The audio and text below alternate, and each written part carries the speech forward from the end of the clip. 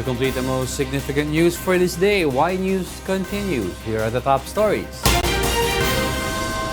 The Duterte administration will not file a motion for reconsideration on the recent ruling of the Makati Regional Trial Court Branch 148 that denied the request of the Department of Justice seeking for the arrest of Senator Antonio Trillanes over coup d'etat charges. Instead, the government intends to submit a petition to the Court of Appeals. Presidential spokesperson and Chief Legal Counsel Salvador Panelo says the Solicitor General will file the petition, which will focus on the denied motion for arrest, the local court's alleged upholding of secondary evidence, and if whether or not Trillanes submitted appropriate application for amnesty. Panelo adds the government is determined to elevate the case further to the Supreme Court if necessary. There are procedural matters decided by the court which to my mind are erroneous. How it accepted evidence despite the fact that they were all secondary evidence. So there are questions that can be properly raised in the Court of Appeals and subsequently to the Supreme Court. Malacanang supports House Speaker Gloria Arroyo's call to withdraw the Philippines from the Interparliamentary Union. This is in response to IPU's resolutions expressing concerns on the alleged rights violations committed against Senators Laila de Lima and Antonio Trillanes and its plan to probe the cases of the said senators. Presidential spokesperson and Chief Legal Counsel Salvador Panelo maintains that the IPU's move is an intrusion and insulting to the local legal process. I support the call of Speaker Arroyo. They've been giving prejudgments, and to our mind, that's an intrusion, an insult, offensive to the decency of this country, as well as an intrusion to our sovereignty.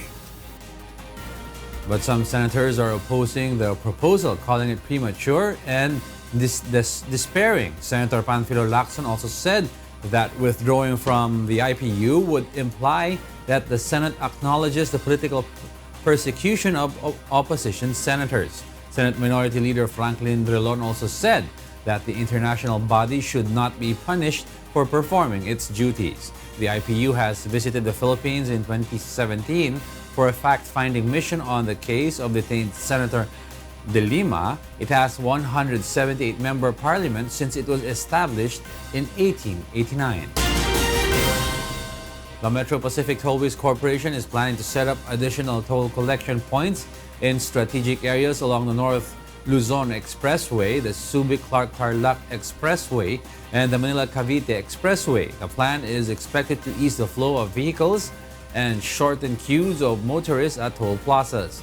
The MPTC is also planning to suspend all construction works in the three major expressways to keep the roads free of obstructions.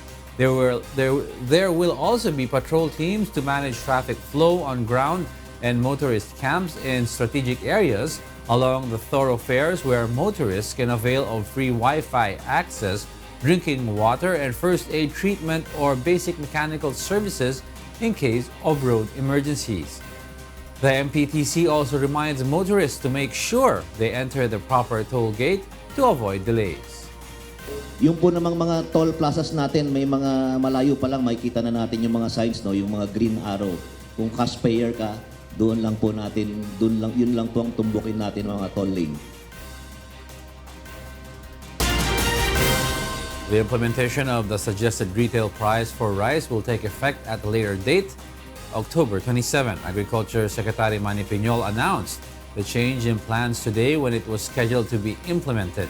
Piñol said in a Facebook post that the date was moved to give way to the request of price industry stakeholders for a 3-day period to prepare the signages in the retail outlets. But beginning Saturday, the imported well-milled rice will be sold at no more than 39 pesos per kilogram.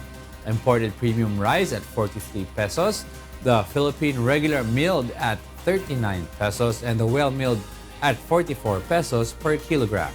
The premium price will be not higher than 47 pesos a kilogram, while no SRP will be implemented for special rice varieties that include the Cordillera heirloom rice, organic brown, red and black rice, dinorado, malagkit, and milagrosa, among others. The SRP will initially cover Metro Manila and the Greater Manila area.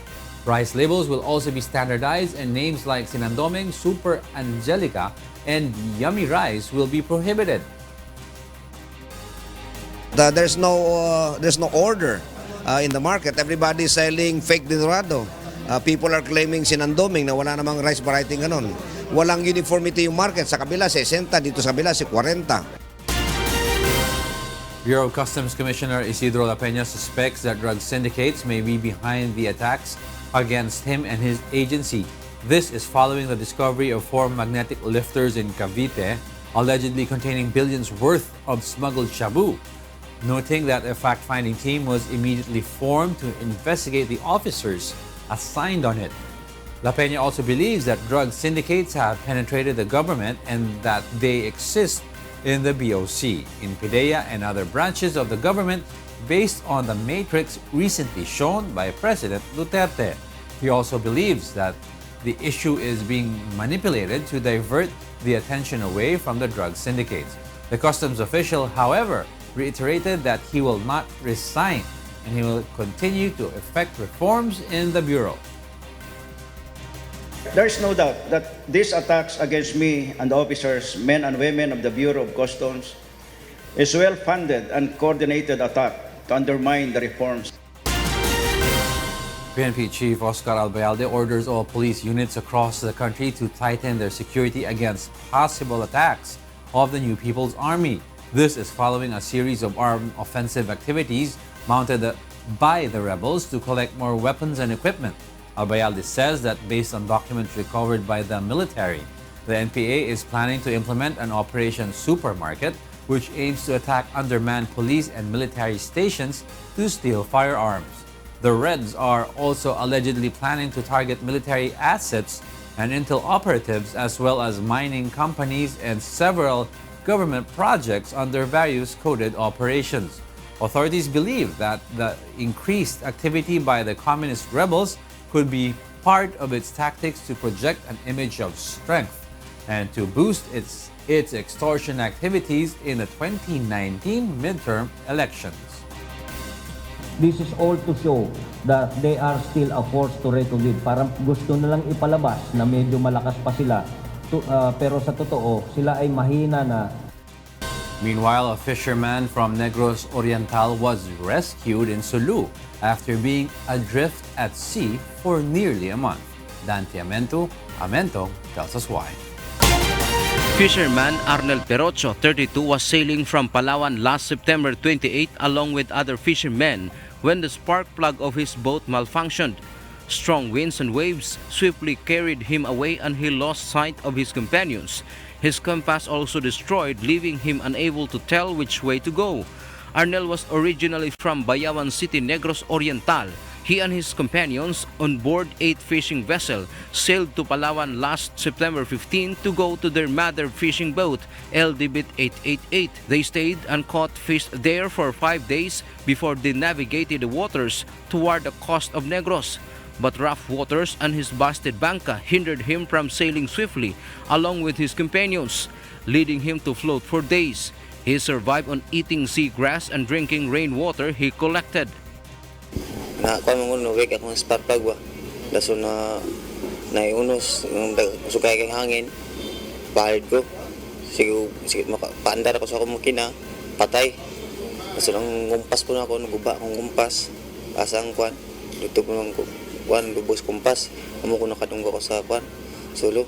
Last Saturday, several Bajau fishermen on a boat in Sulu spotted and rescued him. They brought him to the Armed Forces of the Philippines Joint Task Force Sulu that later took him to a hospital. Soldiers also helped him call his family to tell them that he was alive. Arnel was later brought to Zamboanga City for his transport back to Negros Oriental. Ang tayo ito na kung banga mo kapuli ako. Wala makita na akong pamilya. Managat mo ko, wasa akong pamilya na akong buhay. Arnel has yet to gain knowledge whether all his companions have returned safely from Palawan. Dan Tiamento, UNTV News and Rescue, Zamboanga City.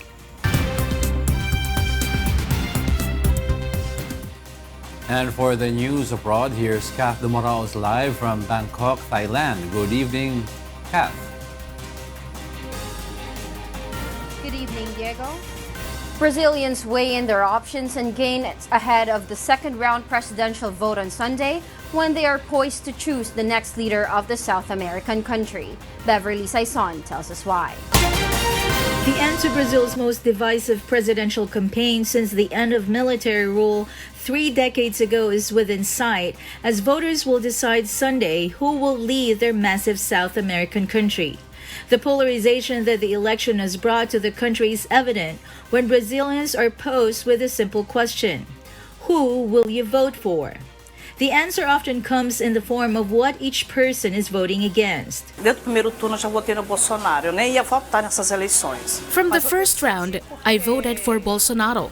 I wasn't even going to vote in these elections, but I decided to because we are tired of corruption. Bolsonaro, a polarizing candidate who has been charged with hate speech for his comments regarding gays, blacks, and women, has pitched himself as the anti-establishment choice, appealing to voters fed up with the political corruption and violent crime. But Bolsonaro's style and policies have their critics. We have the obligation to vote against fascism and the dictatorship. Bolsonaro, a 63-year-old 7-term congressman who openly defends Brazil's 1964 to 1985 military dictatorship, is widely expected to win the presidency this month. Scrambling to make up the difference, leftist rival Fernando Haddad of the Workers' Party on Sunday pledged to increase benefits paid under Brazil's top social assistance program known as Bolsa Familia by 20%. Between one and the other, I would vote for Haddad. Why? Because of the things you get. Opinion polls shows Bolsonaro leading Haddad by 18 percentage points, just a week ahead of the October 28th second-round vote. Beverly Saison, UNTV News and Rescue. Chinese President Xi Jinping officially opens the world's longest sea crossing bridge 9 years after its construction began. The bridge spans 55 kilometers, including its access roads, and connects Hong Kong to Macau and mainland China's city of Zhuhai. The bridge cost about $20 billion and seen several delays after its construction was dogged by safety issues following the death of at least 18 workers on the project. The bridge will open to regular traffic on Wednesday. And those are the news from the other parts of the globe. Back to you, Diego. Thank you, Kath Dumaraos, live from Bangkok, Thailand. And those are the reasons behind the news. October 23, 2018. On behalf of William Thio and Rheena Villamor-Camara, I'm Angelo Castro III. Because we need to know, we will always ask why. Good evening.